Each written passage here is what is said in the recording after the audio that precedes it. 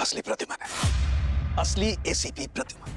सो नमस्कार पब्लिक। तो episode number 49 लगभग सभी ने देख लिया होगा। अगर नहीं देखा तो सबसे पहले आप लोग जाकर के इस वाले एपिसोड को देखो। जी हाँ दोस्तों, क्योंकि सीआईडी के इस वाले एपिसोड को अगर आप लोग मिस करते हो, लिटरली मानो यार भाई एक ऐसे एपिसोड को मिस कर रहे हो जो कि भाई पता नहीं फिर इस तरीके के एपिसोड कब आएंगे या फिर नहीं आएंगे। जी हाँ दोस्तों, ये एपिसोड नंबर 49 था ही कुछ ऐसा, एकदम नेक्स्ट लेवल वाली, एकदम सस्पेंसिक, एकदम इमोशनल, एकदम जबरदस्त लेवल वाली। तो चलिए दोस्तों, आज के इस छोटे से वीडियो में इस जबरदस्त लेवल वाली एपिसोड का रिव्यू करते हैं। दोस्तों पिछले कई सारे एपिसोड से हमने फुल रिव्यू नहीं किया था, लेकिन ये वाला एपिसोड था ही कुछ ऐसा कि भाई मन रह ही नहीं पा रहा। तो चलिए टाइम वेस्ट नहीं करते हैं, सीधा टॉपिक पे आते हैं। उससे पहले दोस्तों जो भी लोग चैनल पे पहली बार आ रहे हो, सब्सक्राइब करके बेल नोटिफिकेशन को जरूर से ऑन कर लीजिएगा। और हाँ गाइज, मैंने एक छोटा सा एनिमे चैनल शुरू किया है, और वो भी शॉर्ट्स का। तो आप लोग चाहो तो छोटा सा सपोर्ट यहाँ भी कर सकते हो, लिंक मैंने डिस्क्रिप्शन में दे रखा है। आप लोग उस चैनल को भी सब्सक्राइब कर सकते हो। फिलहाल मैंने अभी एक ही शॉर्ट्स बनाया है। बाकी तो चलिए दोस्तों सीधा टॉपिक पे आते हैं। दोस्तों इस एपिसोड की शुरुआत वहीं से हुई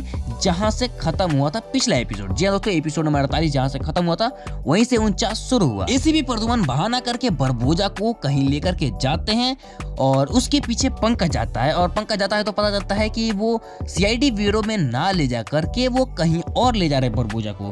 तो वो सारे मेंबर्स को इन्फॉर्म करता है, और इन्फॉर्म करके सबको बुलाता है। और बुलाने के बाद जो भाई यहाँ पर सीन आता है, सब लोग चारों तरफ से गाड़ी से घेर लेते हैं एसीपी प्रद्युमन और बरबोजा को। लिटरली गाइस, मुझे तो लगा था कि श्रेया की एंट्री यहीं पे ये लोग बरबोजा की टीम से करवाएंगे, लेकिन नहीं, ये लोग अच्छी खासी एंट्री करवाए हैं श्रेया की। उसके बारे में आगे डिस्कस करेंगे। फिलहाल यहाँ पर अच्छी खासी फाइट भी होती है। फाइट होने के बाद यहाँ पर एसीपी सर अपना चाल दिखाते हैं और बरबोजा से कहते हैं तुम मेरे ऊपर गन टांगो और उसके बाद तुम निकल जाओ। और यहीं करके वहां से बरबोजा को वो निकाल देते हैं और खुद भी वहां से चले जाते हैं। फाइट वाइट वहां से खत्म होती है। सीआईडी की टीम ब्यूरो पहुंचती है। ब्यूरो पहुंचने के बाद वो डिस्कशन करते हैं कि वो एसीपी सर थे कि नहीं थे, वो गद्दार थे या फिर कोई और था, कोई बरबोजा के साथ मिला हुआ था, कौन था, ये लोग अभी डिस्कस कर ही रहे थे। तब तक वहां से मतलब बाहर से कोई बंदा आता है और बोलता है कि भूत, एसीपी सर का भूत आया है। और भाई जो बंदा आया था ये बोलने के लिए, भाई ये था कौन बे? बहुत सारे लोगों के मन में ये डाउट भी है। और गाइस ये मुझे भी नहीं पता यार, लिटरली मैं खुद भी डाउट में हूँ कि आखिर ये बंदा था कौन बे यार। वो मतलब कि सीआईडी ब्यूरो का तो गार्ड भी नहीं था, क्योंकि गार्ड के पास तो ड्रेस होता है ना।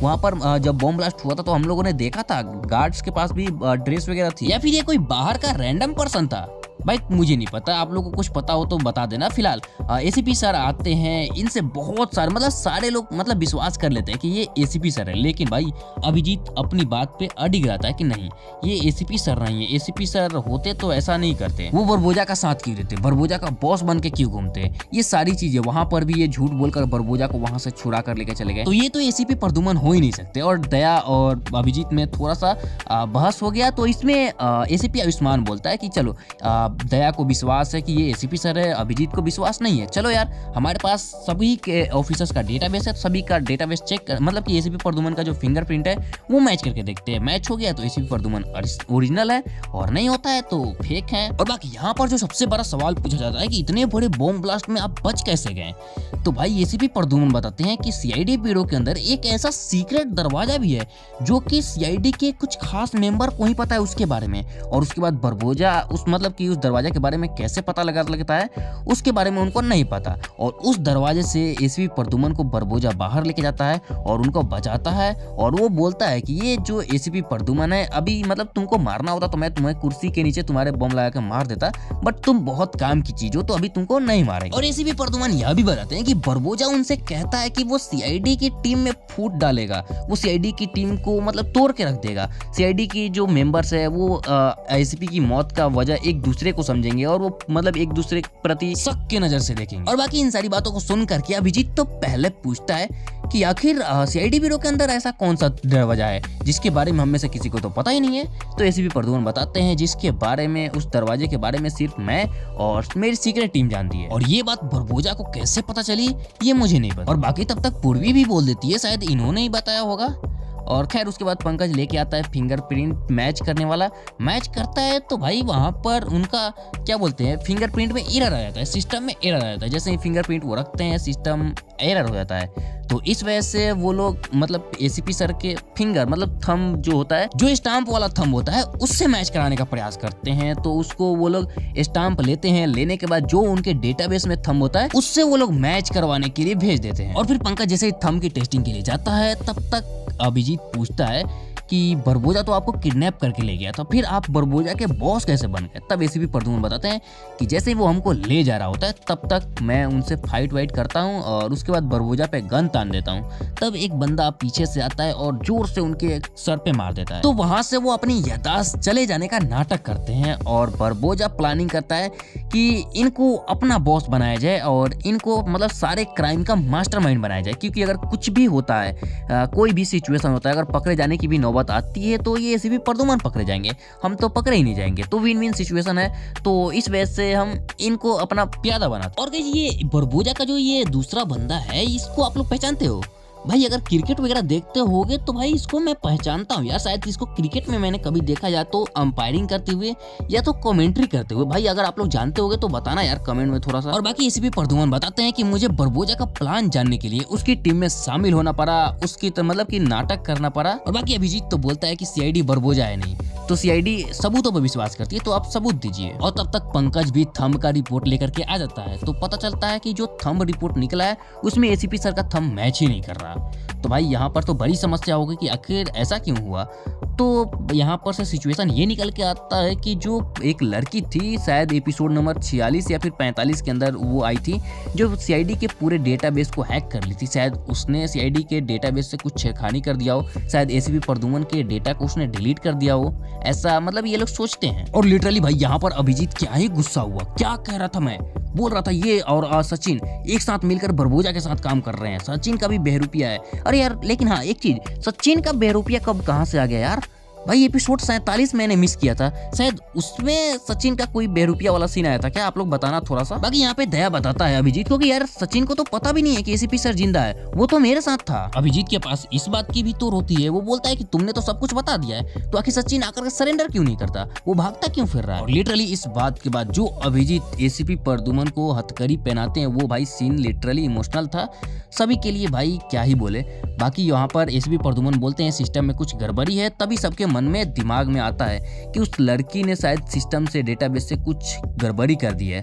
तो फिर यहाँ पर से बात निकल के आती है कि अब यहाँ से एसीपी प्रद्युम्न का जो है डीएनए टेस्ट कराया जाए। अब पता चलेगा डीएनए टेस्ट के बाद कि एसीपी प्रद्युम्न ये है या फिर नहीं है। तो डॉक्टर सालुके को बुलाया जाता है। डॉक्टर सालुके तो भाई देख करके एकदम शॉक हो जाते हैं कि एसीपी प्रद्युम्न, भाई खुश हो जाते हैं। लेकिन अभिजीत बोलता है कि एसीपी प्रद्युम्न ये नहीं है, ये कोई नकली है, कोई बहरूपिया है, तो इसका अभी डीएनए टेस्ट करवाना है। डीएनए टेस्ट आप कीजिए और करके पता लगाइए कि एसीपी प्रद्युम्न है या फिर नहीं। और बाकी कई बातों बातों में एसीपी प्रद्युम्न प्रोजेक्ट अल्फा के बारे में बता देते हैं, जो कि बरबोजा से उन्होंने सुना था या बरबोजा के साथ मिल करके इस पर वो काम कर रहे हैं। तो एसीपी प्रद्युम्न से ये भी पूछा जाता है कि आखिर ये प्रोजेक्ट अल्फा है क्या। तो प्रोजेक्ट अल्फा के बारे में एसीपी प्रद्युम्न बताते हैं कि ये एक ऐसा क्राइम की दुनिया है जिसमें सारा डेटा एक चिप के ऊपर होगा। और फिर जब तक डॉक्टर सालुके डीएनए टेस्ट करते हैं तब तक पंकज पूछता है एसीपी सर से कि क्या बरबोजा को वो अल्फा का जो डेटा है वो मिल गया। तब एसीपी सर बताते हैं कि वो जो डेटा है एक चिप के अंदर है, और वो जो चिप है वो गहनों के अंदर है, जो गहना वो ज्वेलर्स के पास से चोरी हुआ था उन गहनों के अंदर। और वो बताते हैं कि जो गहना दया लेके आया था उसके अंदर नहीं था, लेकिन जो गहना आप लोगों ने लेके आया था शायद उसमें हो सकता है। तो दया बोलता है कि अवनी उसको चेक कर रही। उसके बाद वो पूरी को बोलता है कि फोन करके उसके पूछो कि कुछ उसको मिला या फिर नहीं मिला। तो कॉल करके वो लोग पूछते हैं तो पता चलता है कि उसको कुछ नहीं मिला। तो इसके बाद एसीपी बोलते हैं कि अभी तक यानी बरबोजा को वो चिप नहीं मिला है। तो यहाँ पे दया बोलता है कि उस टेंट से मैंने 2 ज्वेलरी शॉप का ब्लूप्रिंट देखा था, तो उन दोनों ज्वेलरी शॉप से मुझे कुछ नहीं मिला। लेकिन यहाँ पर एसीपी सर बोलते हैं कि एक तीसरा ज्वेलरी शॉप भी है जहाँ पर मैंने सचिन को भेजा है। और एसीपी सर ये भी बोलते हैं कि वहां पर बरबोजा जरूर जाएगा।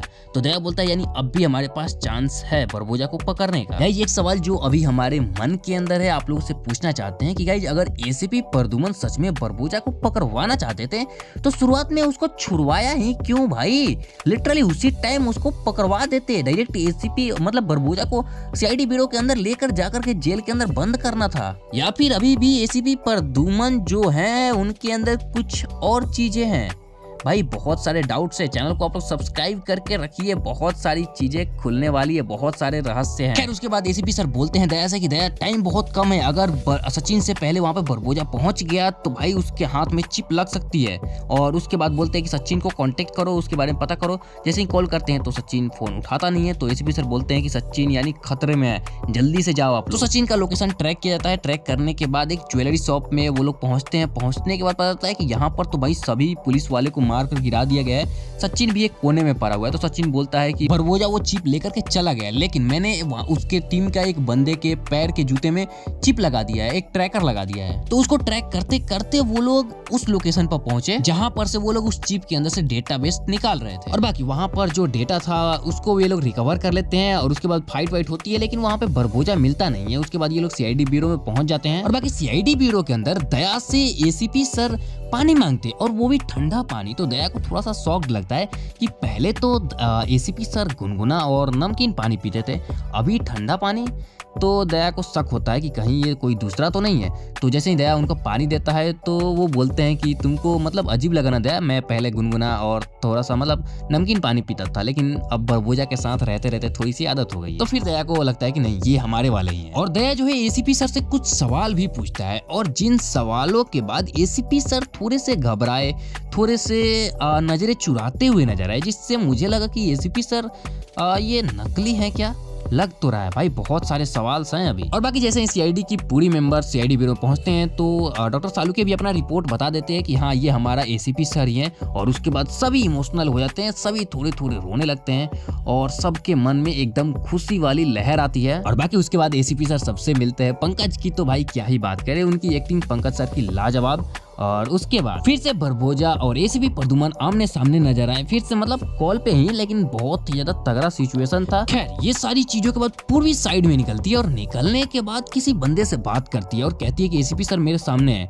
अब वो असली है या फिर नकली है ये मैं नहीं जानती, लेकिन वो बंदा बोलता है कि गन अपने हाथ में रखो, जैसा ही कोई गड़बड़ दिखे एसीपी को उड़ा देना। और लिटरली यार पूर्वी जो गन निकालती है और उसका जो एक्शन सीन होता है लिटरली गजब लाजवाब था यार। और बाकी एसीपी सर से दया बोलता है कि आपने तो टेंट में मुझे मार ही दिया था, समय रहते मैं झुकता नहीं तो मैं तो गया ही था। तो एसीपी सर बोलते हैं कि दया ये तो तुम्हें भी पता है कि मैं जिसे मारना नहीं चाहूंगा वो मर नहीं सकता मेरी गोली से। और फिर वो सचिन के बारे में भी बात करते हैं कि कैसे उन्होंने एग्जीबिशन में उसको बचाया। तभी पंकज बोलता है कि सर लेकिन बरबोजा तो हमारे हाथ से निकल गया, लेकिन एसीपी प्रद्युमन बोलते हैं कि पंकज बरबोजा निकल गया तो क्या हुआ, उसके साथ रह के हमारा एक काम पूरा हो गया। और लिटरली गाइस इस पूरे एपिसोड का सबसे बोले तो जबरदस्त सीक्वेंस यही था भाई। पूरे एपिसोड में जो चीज नहीं देखने को मिला इन कुछ सेकेंड्स कुछ मिनट्स में देखने को मिल गया। ये जो श्रेया की एंट्री थी, जो गुजबम्स आए इस सीन्स को देखने के बाद, ये इमोशंस इन वाइब्स को देखने के बाद क्या ही बोले यार। एसीपी प्रद्युमन श्रेया की बेटी को बचा के लाए हैं और श्रेया से जो दया मिलता है और जो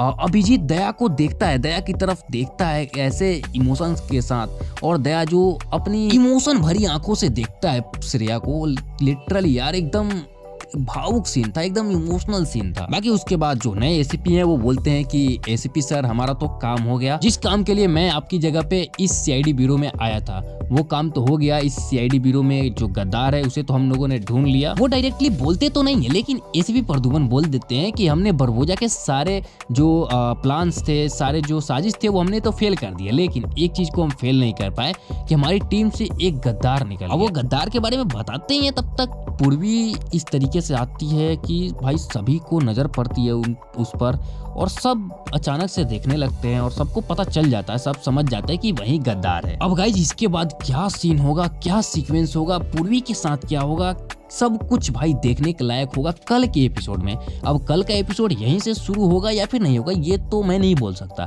लेकिन कल का एपिसोड श्रेया के साथ एक नया अंदाज, एक नई इमोशन के साथ हर एक एपिसोड देखने को मिलेगा। बाकी गाइज आज के इस एपिसोड के लिए अगर आप लोगों को 2 शब्दों में कुछ कहना हो तो आप लोग क्या कहोगे, जल्दी से कमेंट बताओ।